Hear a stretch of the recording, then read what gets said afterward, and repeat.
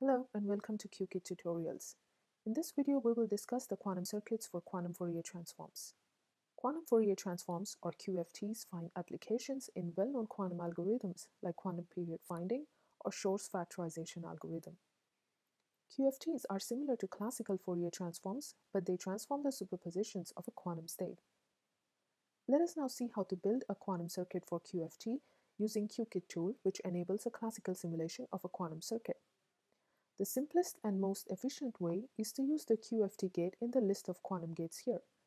But in this video, we will build our own QFT circuit and use this built-in QFT gate only to verify our results. Before we begin QFT, let's quickly refresh the concepts of a classical Fourier transform. This will be useful in our understanding of QFT. The simplest Fourier transform is two-dimensional. It transforms a two-dimensional vector into a vector in its reciprocal space, like position to momentum, time to frequency, or vice versa. This transformation matrix is constructed using nth roots of unity and is represented as shown here for ft2. There exists a very clever and efficient approach to construct a matrix for the Fourier transformation of a 2 raised to n dimensional vector and is called fast Fourier transform, or FFT.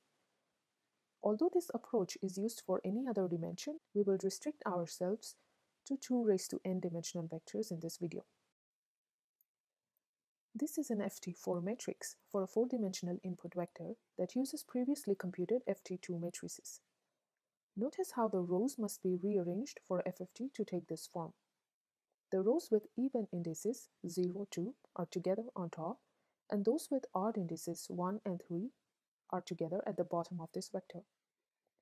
This simplifies the problem because we see that once we have this FT2 matrix, each of these odd and even two-dimensional subvectors are multiplied with this FT2 matrix, and in addition, the odd subvector has an additional phase given by omega raised to j, where omega or omega 4 is the fourth root of unity for FT4. FFT can thus recursively construct higher-order FT matrices using previously computed FT matrices. Okay, that said, let's now see how this FFT approach helps us build a quantum circuit for QFT. We will begin with the simplest two-dimensional QFT2. A two-dimensional QFT has the basis states 0, 1, the states of a single qubit, and any vector in this basis is represented by the vector with coefficients alpha 0 and alpha 1. Similar to the classical FT2, QFT2 matrix looks like this. You will notice that this is also the operator for the Adamar gate. So an Adamar transformation performs a QFT of a single qubit. Analogous to classical FT, 2 qubits make a 4-dimensional vector with bases 0, 0, 0, 1, 1, 0, and 1, 1, but the order is switched so as to group the even and odd rows together. So then the QFT of a 2-qubit system is a 4x4 matrix similar to classical FT. But here, instead of multiplying each of these QFT2 matrices by omega raised to j, we are using a diagonal matrix with omega raised to j on its diagonal elements, which has the same effect. You will recognize these omega matrices as phase gates P with a phase phi equal to 2 pi over 4 or pi over 2. So the QFT4 matrix or operator we are looking for is this one here, and we will see how to construct it using the primitive gates. Let's add 2 qubits to this circuit and initialize qubit 1 to a state 1 instead of 0 for this exercise. From classical FT4, we know we will first have to put the odd and even rows together.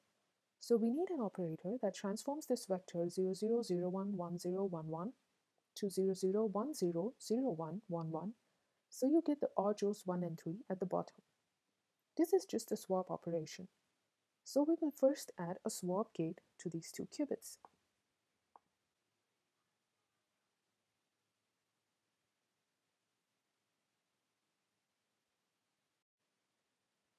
Now if we add an Adamar or QFT2 to qubit 1, then the operator at this stage is this matrix.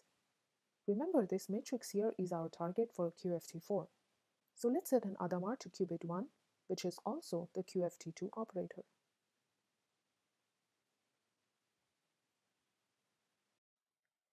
We know from FFT that the odd-rows need to have an additional phase omega raised to j.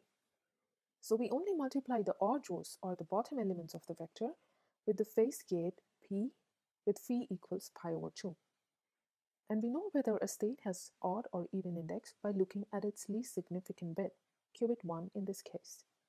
So we will use qubit 1 as control to do a phase rotation on qubit 0.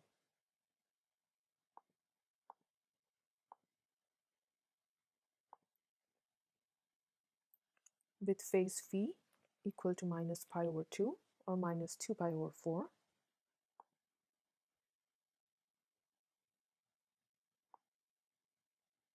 Which is nothing but the fourth root of unity. So only the states at the bottom of the vector 0, 1 and 1, 1 will gain this additional phase. We are now close to the target. We just need these off-diagonal elements, and looks like one Adamar operation on qubit 0 is going to give us this QFT4 matrix.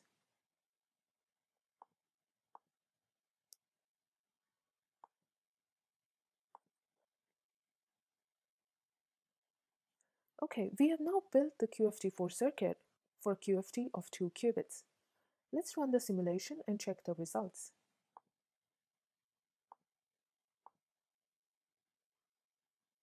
So this is our transformed vector.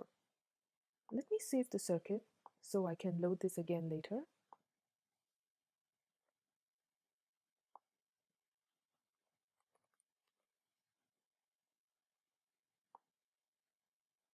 And clear the scene.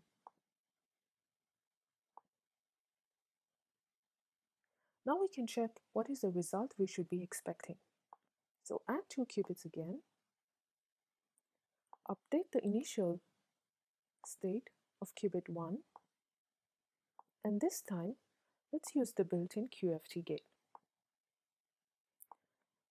We've assigned the gate to both the qubits, run the simulation,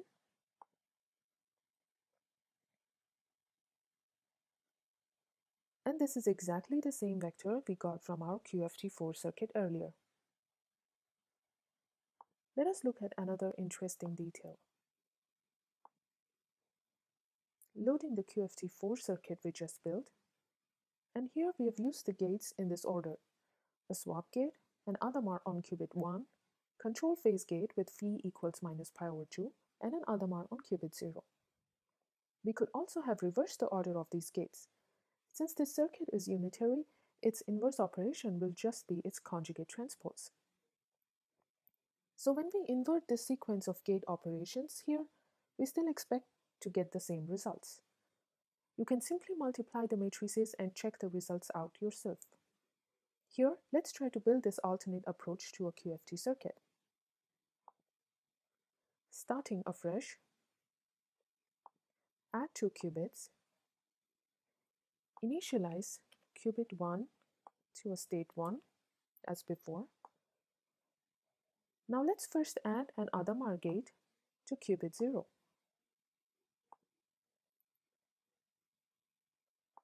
Then a control phase gate with phi equals minus pi over 2,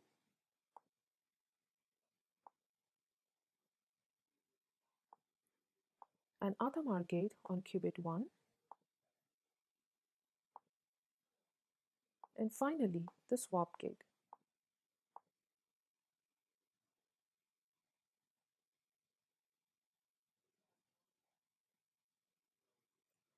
Let's run the simulation.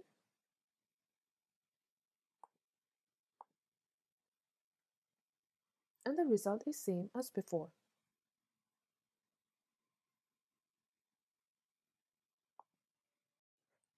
So for a QFT of 2 qubits, we have seen 2 possible circuits. Let's go ahead and work on the QFT of 3 qubits. Add 1 more qubit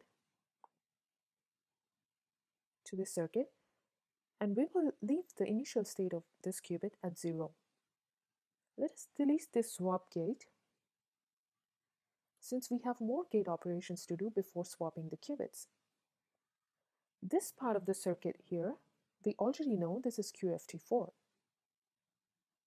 By extension of what we have seen for 2 qubits, Once we have this QFT4, we need to add control phase gates from this qubit, because this is now the least significant qubit, to the other qubits with different phases. C phase gate from qubit 2 to qubit 1 will be minus 2 pi over 4 or minus pi over 2. So I will just copy the same gate here. But qubit 2 to qubit 0 will be minus 2 pi over 8 or minus pi over 4 for a 2 raised to 3 or 8-dimensional vector of 3 qubits. So let's add the C phase gate with phi equals minus pi over 4 from qubit 2 to qubit 0 and an Adamar on qubit 2. Let's not forget to swap the qubits.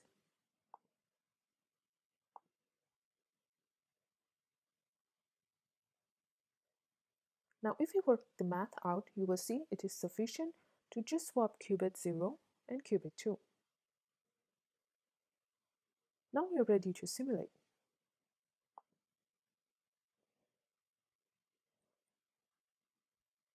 Let's check the quantum state after QFT8, and this is the result. We are not sure if this is correct yet. So let me save the file.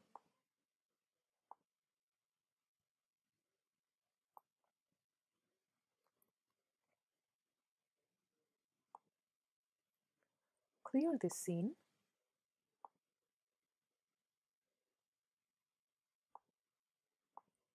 And add 3 qubits, a QFT gate on all the 3 qubits. Initialize qubit 1 to a state 1 and run the simulation.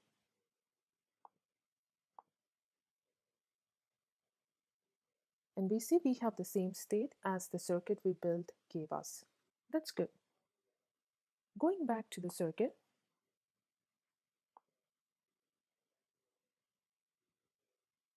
like for QFT2, we can reverse the operations and check to be sure. But instead, let's look at another possible circuit here. That comes from switching these gates here. You might come across this circuit in some references, and we will see that that gives us essentially the same results as this circuit here. If you pay attention to this C phase gate with minus pi over 4, it uses qubit 2 as control and 0 as target. On qubit 2, there is no other operation changing the state of qubit 2 before this C phase gate. So as long as this gate is applied before the Adamar gate here on qubit 2, our circuit will be the same. Coming to qubit 0, again, there is no gate before these two gates that changes the state of qubit 0. So we can apply this gate before these two gates here. So let's try switching the gates.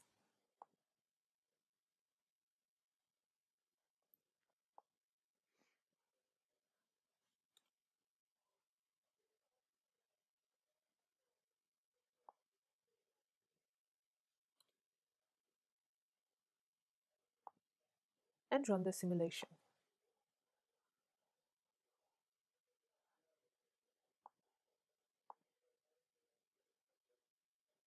And we see the result is the same.